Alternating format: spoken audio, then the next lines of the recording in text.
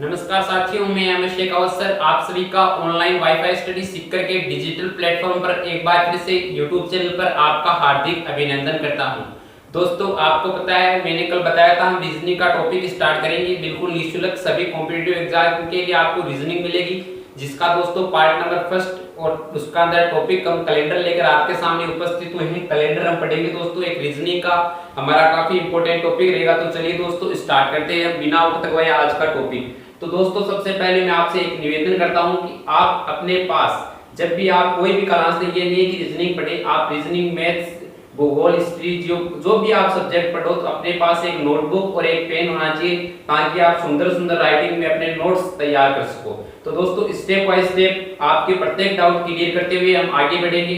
तो सबसे पहले मैं एक और निवेदन करता हूं कि अगर आप हमारे इस YouTube चैनल पर पहली बार है तो सब्सक्राइब करेगा दोस्तों चैनल को। तो चलिए दोस्तों बात करते हैं हम कैलेंडर। आज का हमारा टॉपिक रहेगा वो रहेगा दोस्तों कैलेंडर।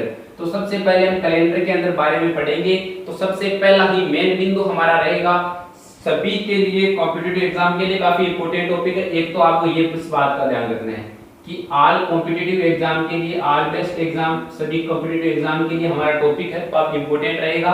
तो स्टार्ट करें दोस्तों कैलेंडर। सबसे पहले हम बात करेंगे तो कैलेंडर का जो फर्स्ट बिंदु है वो दोस्तों हम पढ़ेंगे सामान्य जानकारी।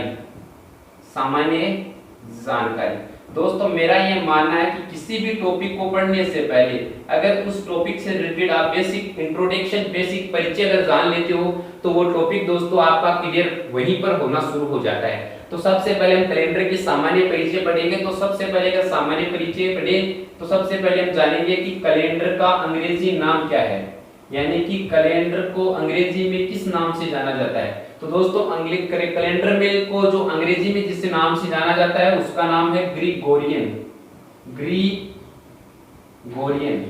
ये दोस्तों कैलेंडर का इंग्लिश नाम है। कैलेंडर का इंग्लिश मींस है ग्रिगोरियन। कैलेंडर को अंग्रेजी में ग्रिगोरियन कहते हैं, ठीक है। इस प्रकार कैलेंडर का अंग्रेजी नाम हुआ। अब हम दोस्तों बात करते हैं कैलेंडर का हिंदी नाम। कई बच्चों को इसको पता होता है, लेकिन अगर नहीं पता है तो आप ध्यान से देखिए कैलेंडर का हिंदी नाम। कैलेंडर को हिंदी में क्या बोलते हैं? कैलेंडर को दोस्तों हिंदी में बोला जाता है पांचाल। ये काफी इंपॉर्टेंट बात है, ये कई स्टूडेंट को टीचर कोचिंग में नहीं बताते, लेकिन हम यहाँ पर आपको जीरो लेवल से पढ़ेंगे ताकि कई बार ये क्वेश्चन एग्जाम में कई बार पूछा जा चुका है कि कैलेंडर का इंग्लिश नाम क्या है। तो कैलेंडर का इंग्लिश नाम है ग्रिगोरियन, ठीक है। तो काफी इंपॉर्टेंट क्वेश्चन यहाँ से पूछा जा सकता है कॉम्पिटिटिव एग्जाम में। तो कैलेंडर का इंग्लिश नाम ग्रिगोरियन है और कैलेंडर का हिंदी नाम पांचाल है। अब हम दोस्तों बात करते हैं महीनों की। एक वर्ष होता है, वो वर्ष में जो महीने होते हैं वो कितने महीने होते हैं? 12 माह होते हैं। 12 माह होते हैं कितने वर्ष में? एक वर्ष में। एक वर्ष में जो महीने होते हैं दोस्तों वो 12 माह होते हैं। 12 माह कहां से होते हैं? जनवरी से लेकर दिसंबर तक होते हैं दोस्तों। जनवरी टू कितने होते हैं? जनवरी टू दिसंबर तक। तो आपको बताया जनवरी से दिसंबर तक 12 माह होते हैं। इसके अंदर अगर बात करें तो जनवरी सदैव, चाहे लीप वर्ष हो या साधारण वर्ष हो, आगे चर्चा करते हैं किस प्रकार लीप होता है किस प्रकार साधारण होता है। जनवरी हमेशा कितने की होती है? 31 की होती है। और दिसंबर हमेशा कितने का होता है दोस्तों? 31 का होता है। ये दोनों 31 के होते हैं, जनवरी और दिसंबर। अब बीच के महीने होते हैं, कई 30 के होते हैं, कई 31 के होते हैं, और 28 और 29 की होती है फरवरी। फरवरी देखिए एक बार तो होती है 28 की, कई बार होती है 29 की। वो किस प्रकार होती है हम आगे और चर्चा करेंगे। तो बेसिक लेवल आपकी समझ में आया होगा, इतना आशा करता हूं कि आपको ये इतना सब कुछ आसानी से समझ में आया होगा। अगर दोस्तों आपको सेशन अच्छा लग रहा हो तो लाइक करिएगा दोस्तों, ठीक है। अब हम आगे बढ़ते हैं। हमने जो कुछ पढ़ा अच्छी तरह से आपको कंटेक्स्ट समझ में आया होगा। अब दोस्तों हम ईयर्स की बात करें। ईयर्स को दो भागों में डिवाइड किया गया है। इसको मैं एक बार साफ कर रहा हूं यहां तक का। आप अच्छे नोट्स में स्क्रीनशॉट लेकर नोट्स तैयार करें अपने। अब दोस्तों मैं बात करता हूं ईयर्स की। ईयर्स को, वर्ष को दो भागों में डिवाइड किया गया है। कौन कौन से दो भाग है उनके बारे में चर्चा करते हैं दोस्तों। तो वर्ष है, इसको वर्ष मैंने बोला या इंग्लिश में इसे ईयर बोला जाता है, ठीक है। इस वर्ष के दोस्तों दो भाग हैं। दो कौन कौन से भाग है ध्यान रखना। एक तो इसे बोला जाता है सामान्य वर्ष। कौन सा बोला जाता है दोस्तों? सामान्य वर्ष।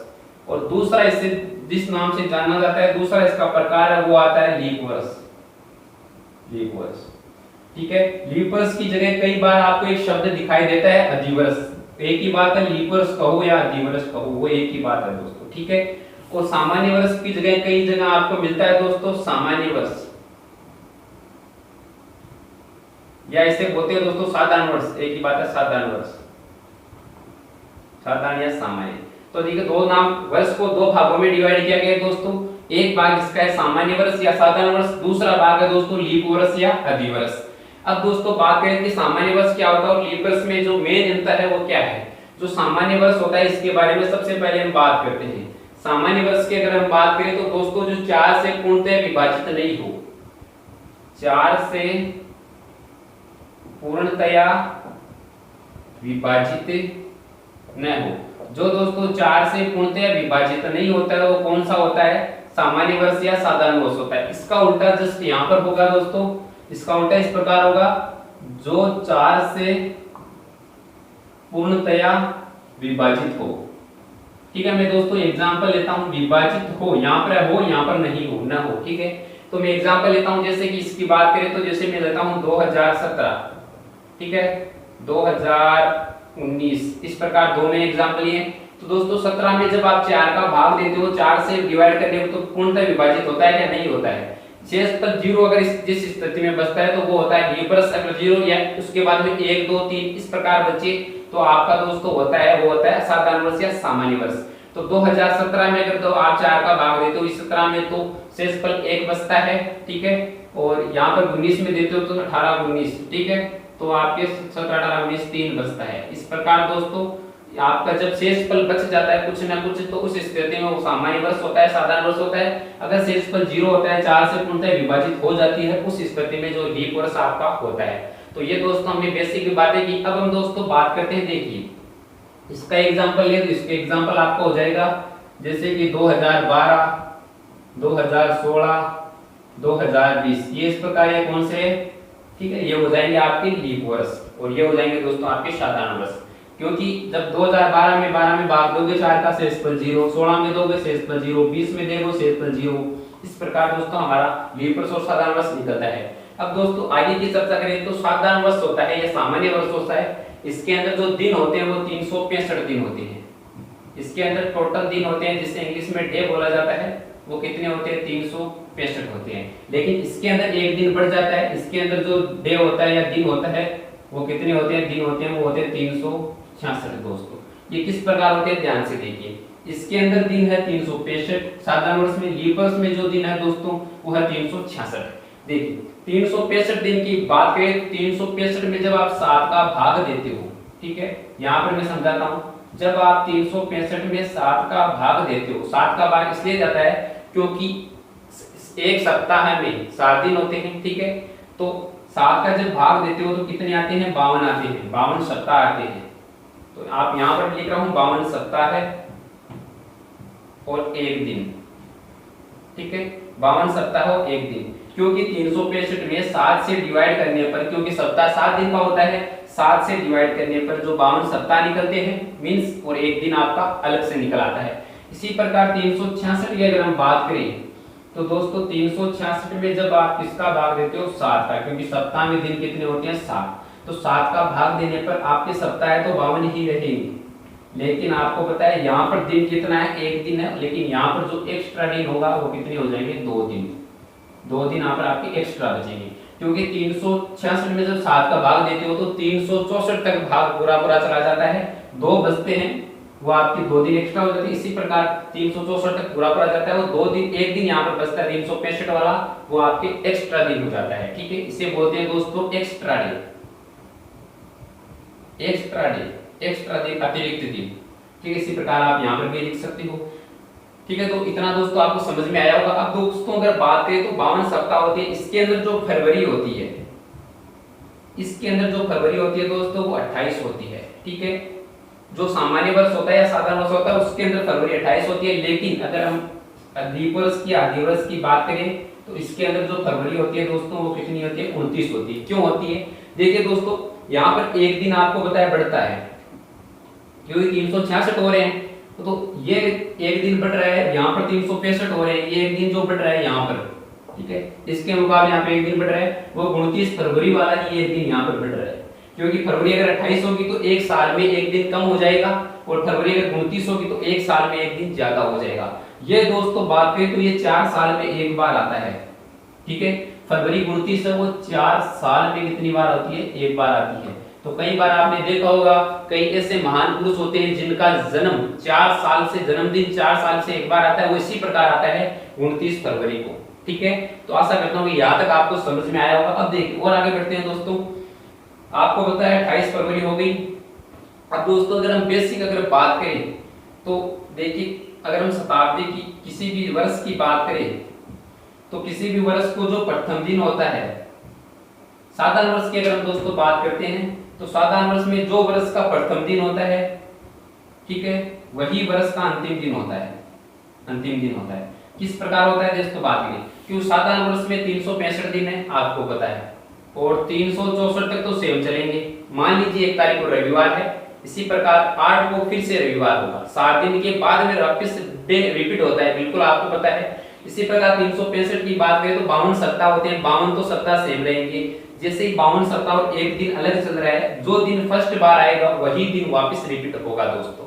माना कि यहाँ पर जैसे मैं एग्जांपल लेता हूँ 2017 का, अगर दोस्तों 1 जनवरी 2017 की अगर दोस्तों बात करें, अगर 1 जनवरी 2017 को मान लीजिए रविवार है, ठीक है, तो आपका 31 दिसंबर 2017 को भी कौन सा वार होगा, रविवार ही होगा दोस्तों। क्यों होगा, मैंने बात की, आशा करता हूं समझ। एक बार फिर बता देता हूं, ध्यान से देखिए। यहाँ पर दिन कितने हैं, 365 है, तो 365 दिन है, उसमें से जब आप 7 से डिवाइड करते हो तो 364 में भाग पूरा चल जाता है, कितनी बार, 52 बार, यानी कि 52 सप्ताह तो फिक्स हो जाते हैं। माना कि जैसे कि 1 तारीख को रविवार है तो आने वाली 7 तारीख तक क्या हो जाएगा, शनिवार हो जाएगा, और वापस 8 तारीख को रविवार हो जाएगा, यानी कि 7 दिन के बाद में पीछे वाला डे वापस रिपीट हो रहा है ना। इसी प्रकार दोस्तों 365 तक चलते हैं, ठीक है, तो 364 तक तो वापस सेम वही चलते हैं जैसे सप्ताह चल रहे हैं। लेकिन जैसे ही 365 में हम घुसते हैं, 365वें दिन होते हैं, 365वां दिन, उसके अंदर जो 65वां दिन है उसके अंदर क्या होता है कि वापस जो पीछे का फर्स्ट तारीख को जो डे था वो वापस रिपीट हो जाता है, ठीक है। तो ये बातें आपको समझ में आई होगी। अब हम इसके अंदर बात करें तो इसके अंदर आपको पता है 366 दिन है, तो आपका दिमाग यहाँ पर खुद ही लगा दिया होगा आपने। 366 दिन है तो जो वर्ष का प्रथम दिन होता है उससे अगला दिन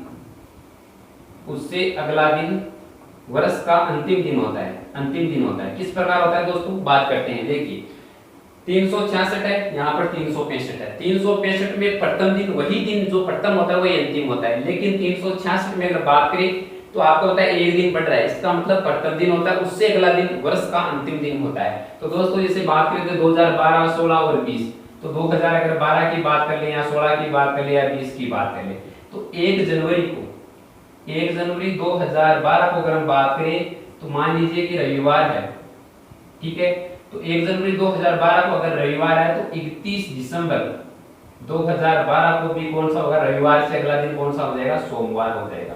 इसके अंदर जो दिन साल का प्रथम दिन होता है उससे अगला दिन साल का अंतिम दिन होता है। मान लीजिए इसी प्रकार 2016 को ले सकते हो, ये आपको ध्यान रखना है। आप सबसे पहले ये चुनना है कि लीप वर्ष है या साधारण वर्ष है।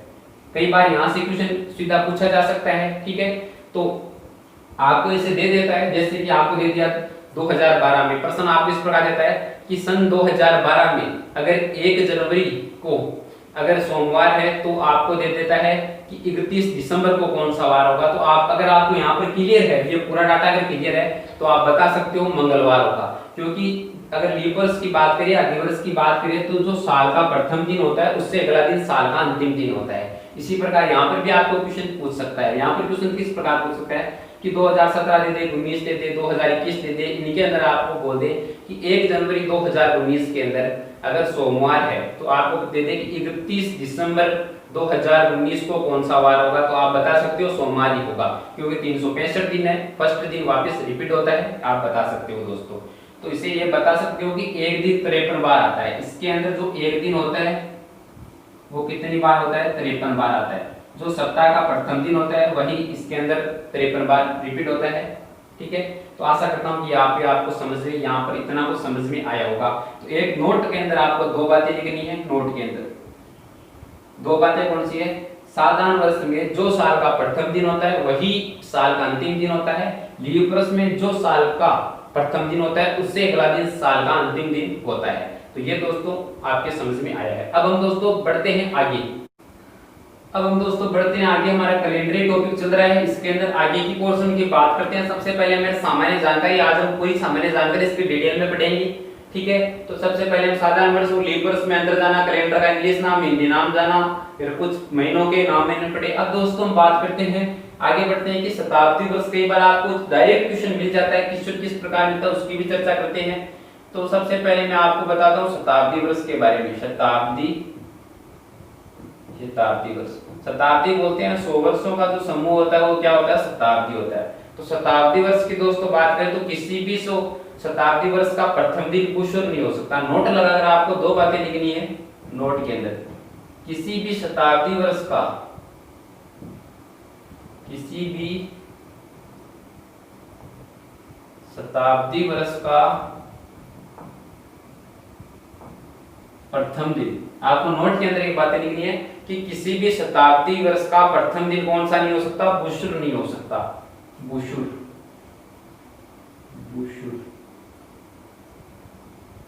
ठीक है, बुशुर नहीं हो सकता,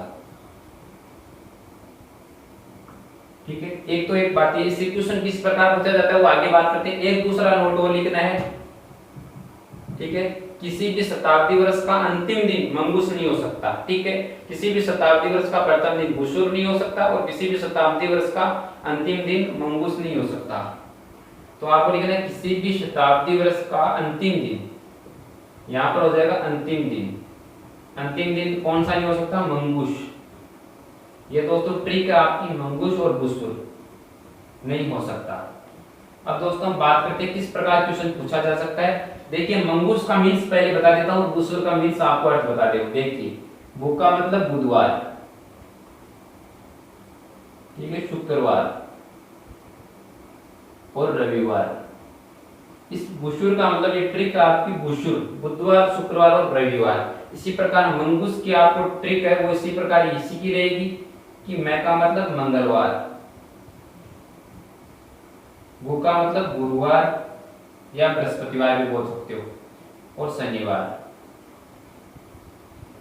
ठीक है। तो आपको यहां तक समझ में आया कि किसी भी शताब्दी वर्ष का प्रथम दिन बुशुर नहीं हो सकता। आपको क्वेश्चन कई बार दिया होता है कि किसी भी शताब्दी वर्ष का प्रथम दिन बुशुर नहीं हो सकता। ये तो हमें नोट के अंदर बात लिखनी है, क्वेश्चन आपको पूछ लेता है। जैसे कि दोस्तों मैं आपके सामने क्वेश्चन में बोलता हूँ, मेरे पास एक बुक है, इसके अंदर कुछ क्वेश्चन दिए हुए हैं, एक दो क्वेश्चन है, उसको हम सॉल्यूशन करते हैं सबसे पहले, ठीक है। तो क्वेश्चन मैंने निकाल के रखे हैं। इसमें क्वेश्चन एक दे रखा आपको, किसी शताब्दी वर्ष का प्रथम दिन कौन सा नहीं हो सकता। ये देख रहा है किसी भी शताब्दी वर्ष का प्रथम दिन कौन सा नहीं हो सकता। तो यहाँ पे दे रहा है प्रथम दिन बुशुर तो नहीं हो सकता, इसमें देख रहा है प्रथम दिन कौन सा नहीं हो सकता। और चार ऑप्शन में आपको दे रखे हैं शनिवार, बुधवार, मंगलवार और गुरुवार।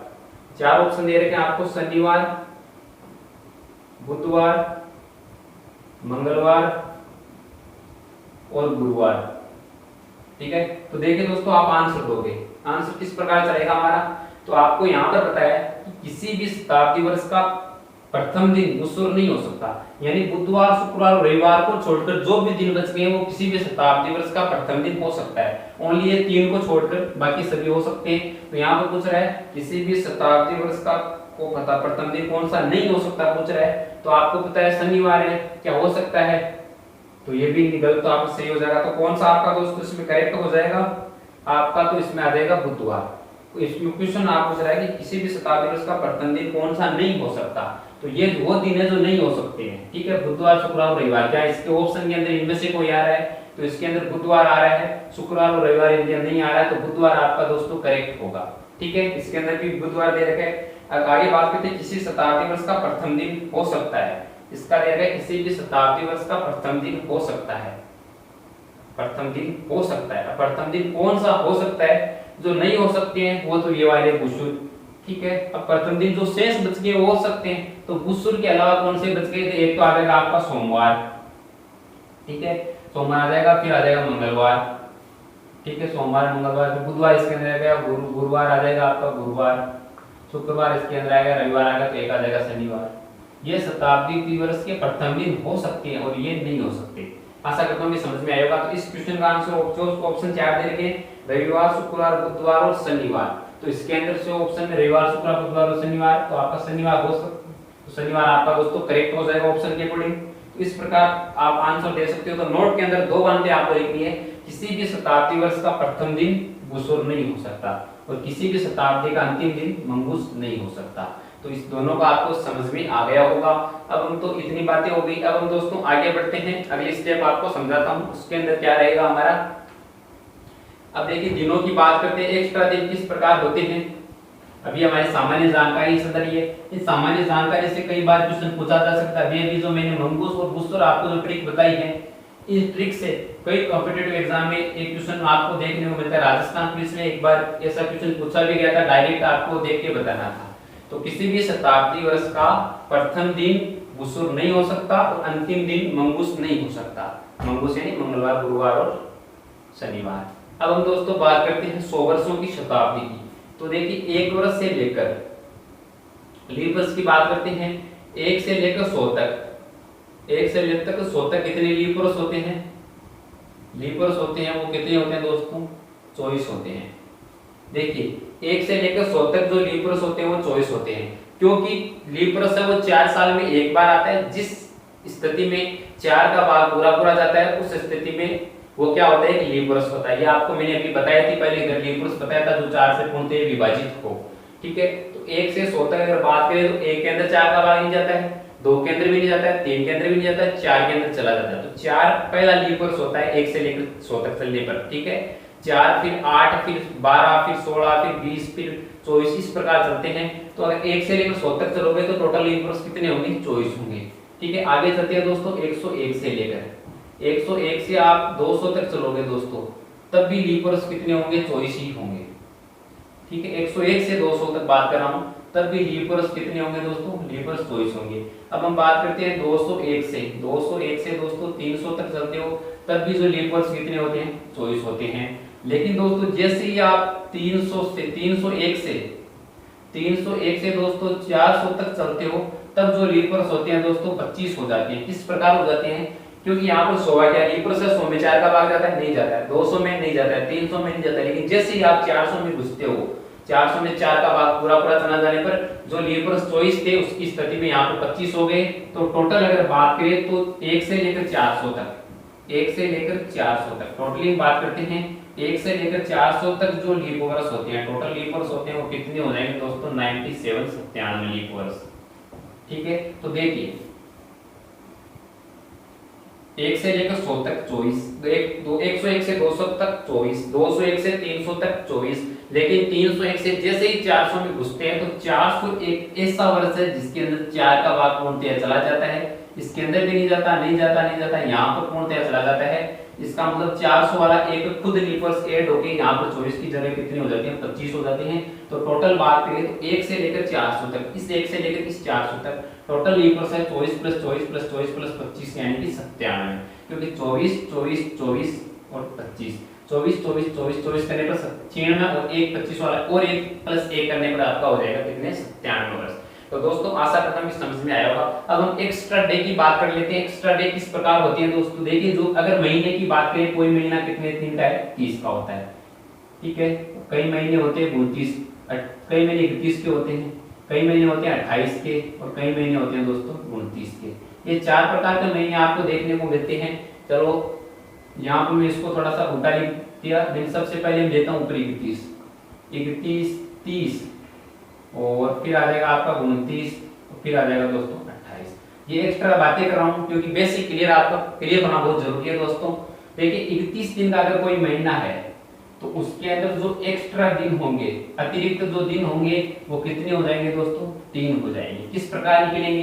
क्योंकि आप 31 के अंदर किसका भाग दोगे? 7 का, क्योंकि सप्ताह होता है 7 दिन का होता है। बिल्कुल सही है। जैसे कि 1 तारीख को रविवार है तो आने वाली 8 तारीख को फिर से रविवार होगा, रविवार वापस रिपीट हो रहा है। इसका मतलब 7 दिन के बाद में 8वें दिन वापस डे रिपीट होता है। तो 7 के सप्ताह बनेंगे, 7 14 7 21 7 चौको 28, 7 का भाग 28 तक पूरा चला जाएगा। शेष पर बचते हैं 3, 29 30 और 31। ये 3 कौन से होंगे? Extra day. इसी प्रकार 30 के अंदर 7 का भाग देने पर, जब आप 30 के अंदर 7 का भाग देते हो तो इसके अंदर जो एक्स्ट्रा डे है वो कितने निकल कर आएंगे? 2, क्योंकि 7 चौक 28, 29 और 30 2 दिन। इसी प्रकार 29 में 7 14 7 21 7 चौक 28 और 1 दिन आपका शेष बच जाता है क्योंकि 29 में आप 7 का भाग देने पर एक दिन एक्स्ट्रा दिन बचता है। इसी प्रकार 28 में जब आप 7 का भाग देते हो, कितने का, 28 में 7 का भाग देते हो तो शेषफल आपका 0 बचता है, यानी कि यहाँ पर कोई भी अतिरिक्त डे नहीं होता है। अगर इस महीने की बात करें तो ऐसा महीना आता है दोस्तों फरवरी। फरवरी एक ऐसा महीना है जिसकी आखिरी तारीख 28 या 29 होती है, और 29 होती है वो सदैव 4 साल से एक बार आती है, लेकिन 28 है वो हर फरवरी को, प्रत्येक फरवरी को दोस्तों मिलती है हमें देखने को। तो ये तो आपको आज का हमारा बेसिक टॉपिक था। यहाँ तक आशा करता हूँ कि आपको ये टॉपिक पूरा क्लियर हुआ होगा। तो हमें दोस्तों इजाजत दीजिए। कल का जो पार्ट नंबर 2 है कैलेंडर का, बहुत ही धांसू तरीके से अच्छी सी ट्रिक से वार निकालना हम सीखेंगे। कुछ कोड मैं आपको बताऊंगा, कुछ कोड के हिसाब से हम वार निकालेंगे एकदम धांसू तरीके से। तो तब तक के दोस्तों इजाजत दीजिए। अगर पहली बार देख रहे हैं तो सब्सक्राइब करिएगा चैनल को। अगर वीडियो दोस्तों आपको अच्छा लगे तो लाइक करिएगा। इजाजत दीजिए, धन्यवाद, जय हिंद, जय भारत।